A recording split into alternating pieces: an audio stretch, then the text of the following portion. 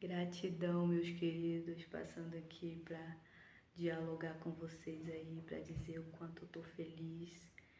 Criei esse canal aqui para trazer uma palavra de Deus pro seu coração e ao mesmo tempo estar trocando ideias. E me chamo Ivone, Ivone Cleia Mercedes, né? Sou evangélica, nasci num lar evangélico, mas isso não quer dizer que eu sou perfeita, isso não quer dizer que eu sou melhor que ninguém e nem pior que ninguém. Eu sou filha de Deus, né? Eu sou imagem e semelhança de Deus. Foi Deus que nos criou, foi Deus que nos formou. E Deus, quando Ele nos formou, Ele sabe das nossas falhas, Ele sabe das nossas fraquezas, Ele conhece o nosso coração, é Ele que sonda por dentro, por fora, é Ele que nos julga, é Ele que pode apontar o dedo na nossa cara, chamar a atenção, dar aquela repreensão quando Ele quer. Ele tem a sua maneira de chamar, como pai, Ele pode, Ele deve, Ele faz, porque Ele é Deus. Então, quando Deus nos formou e disse, olha, você vai na terra, você vai cumprir com um propósito que eu tenho destinado para você. E às vezes a gente fica se questionando ao longo da nossa vida, o que é que eu vim fazer aqui? Eu tenho certeza que a maioria dos seres humanos, ele tem esse questionamento de se perguntar, qual é a minha função? O que é que eu vim fazer aqui? Por que eu estou aqui? Qual o objetivo? Qual a finalidade? O que é que eu estou fazendo? Será que eu estou fazendo o que eu vim fazer nessa terra, né? Muita gente acredita que tem várias e várias vidas. Então, se eu não faço nada nem nessa vida, por que eu tenho que ter outra vida? É uma coisa tão sem noção, mas pode deixar esse assunto para lá. Vamos falar da nossa vida que a gente está vivendo hoje. Então, quando Deus te formou, quando Deus me formou, Ele tem um propósito, Ele tem um chamado na nossa vida, né? Eu, quando nasci, fui criada num berço evangélico e cresci nesse meio de Deus, né? Sempre aprendi as coisas bíblicas, espirituais, aprendi como ser uma cristã, mas ainda assim eu não sei tudo. Não sei nenhum texto, todos os dias eu estou aprendendo alguma coisa, mas infelizmente no nosso caminho acontecem muitas coisas que às vezes a gente não está preparado para isso. Então eu, como evangélica, assinada nos princípios de Deus, eu nasci, me criei e tinha na mente casar, ter filhos, né, como tenho, casei, né, esperei o momento certo e fiz tudo conforme aquilo que eu acredito, que eu acreditava, né, não sei, mas houve um erro como de muitas e muitas pessoas. Eu não sou a primeira e não serei a última, mas houve um erro. Casei para viver o resto da vida, mas não foi assim, né? Então, com 8 anos de casamento, o casamento não deu certo, não por motivo meu.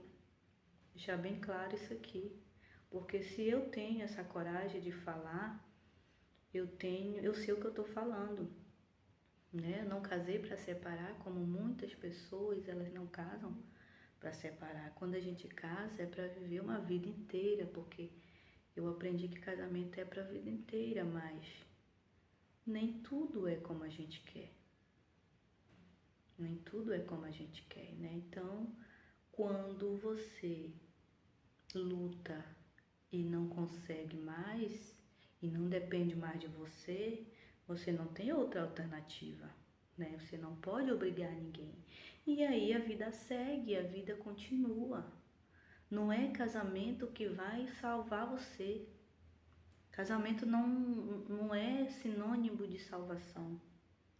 E eu vejo muitas pessoas, esses dias mesmo, conversando com uma pessoa, ele já está há um tempo divorciado e ele acha que Deus tem que restaurar o casamento porque ele não vai para o inferno. Ele não vai para o inferno porque Deus constituiu o casamento para ser a vida inteira. E aí ele vive no dilema esperando a esposa voltar, mas a esposa já está com outro. Aí eu me pergunto o seguinte, perguntei para essa pessoa. Então o casamento ele vai definir a tua comunhão com Deus, a tua salvação, já que a pessoa não te quer, tu vai querer isso. De certa maneira, até acredito que Deus ele pode realizar o desejo do coração dele, né? Eu até acredito. Mas isso não são bases para a gente continuar fazendo obra de Deus, não. A obra de Deus ela tem que ser feita. Não é porque eu tenho um casamento, não é porque eu tenho filhos ou deixo de ter. Eu tenho que fazer a obra de Deus porque é o meu dever, eu fui chamada para isso. Entendeu? E aí a pessoa fica, eu até brinquei e disse, porque ele diz, porque a Bíblia diz que quando casa é uma só carne. Eu disse, sim, a Bíblia fala que é uma só carne. E eu falei, onde é que está a tua outra carne agora? O outro está comendo? E você não está fazendo nada? Você já chegou com essa pessoa, com a sua ex-esposa para conversar, para ter uma volta? Ele disse, não, porque é Deus que tem que fazer. Eu disse, Deus não vai descer do céu para fazer o que é para te fazer, não. Mas ela sabe, mas será que tu já... Não, tu já conversou com ela? E ele disse, não, porque é tudo no tempo de Deus. Porque Deus, ele tem que, sabe, tratar essas pessoas como se fosse um bebezinho. Dá tudo na mão. Eu posso até estar errada, eu posso ser criticada pelo que eu estou falando, mas não é bem assim. A obra de Deus, ela não depende disso. E por outro lado, a Bíblia diz assim, eu fui questionada também, porque o que Deus uniu não separe o homem. Aí eu pergunto para a pessoa, vem cá, você já está divorciada? Aí a pessoa diz, já. Eu digo, então não era de Deus. Você permitiu que o homem separasse. A Bíblia é bem clara, o que Deus uniu não separe o homem. Se o homem chegou a separar, não era de Deus, meu querido. É difícil entender isso? Não, porque uma só carne tem que não sei o quê. Tá, beleza. Parabéns para quem tem essa coragem de deixar o outro comendo a carne lá e depois querer de volta e perdoar, né? Então, tem pessoas para tudo, né? Então, mas o que eu quero dizer com isso meus queridos, que Deus, ele tem propósitos maiores. Até mesmo numa separação, num divórcio que não é bom para ninguém, Deus tem o que nos ensinar. O que nós temos que aprender é simplesmente tirar disso uma lição, um proveito para a nossa vida, evoluir, não ficar ali caído, sabe? Lamentando porque não deu certo, porque isso, porque aquilo, porque isso não vai mudar nada. Você ficar se lamentando, você ficar chorando, não vai resolver nada, não vai mesmo. Nós temos que seguir a nossa vida, seguir o barco, entendeu? A vida tem que andar, entendeu? A gente não faz a obra de Deus só com uma pessoa do lado, não. Quando tem, amém, que os dois andam juntos, mas quando não tem, entendeu? Então é isso, meus queridos. Nasci no meio evangélico, mas graças a Deus eu tive um pai que foi tudo para mim, porque hoje ele não está mais entre nós, mas ele foi meu tudo, ele é o meu tudo, porque ele é a minha base, ele continua sendo até eu existir, né? Então foi um homem muito íntegro, que eu amo, de paixão, de amor, de tudo, Então eu agradeço muito a Deus porque Ele foi tudo para mim, Ele é tudo para mim. E hoje o que eu sou, né, o que eu sei, devo tudo a Ele. Porque o Pai é aquele que zela, o Pai é aquele que está presente, o Pai é aquele que cuida, o Pai é aquele que não abandona, o Pai é aquele que recebe de volta, o Pai é aquele que perdoa, o Pai é aquele que providencia, o Pai, Ele não te deixa sozinha. Entenda isso. O Pai. O Pai, é só o Pai. É só o Pai. Então hoje eu agradeço a Deus por tudo, por tudo, por tudo, por tudo. Hoje eu tenho o Pai de todos os pais, que é Deus, que cuida de mim, que fala comigo, que cuida, que zela.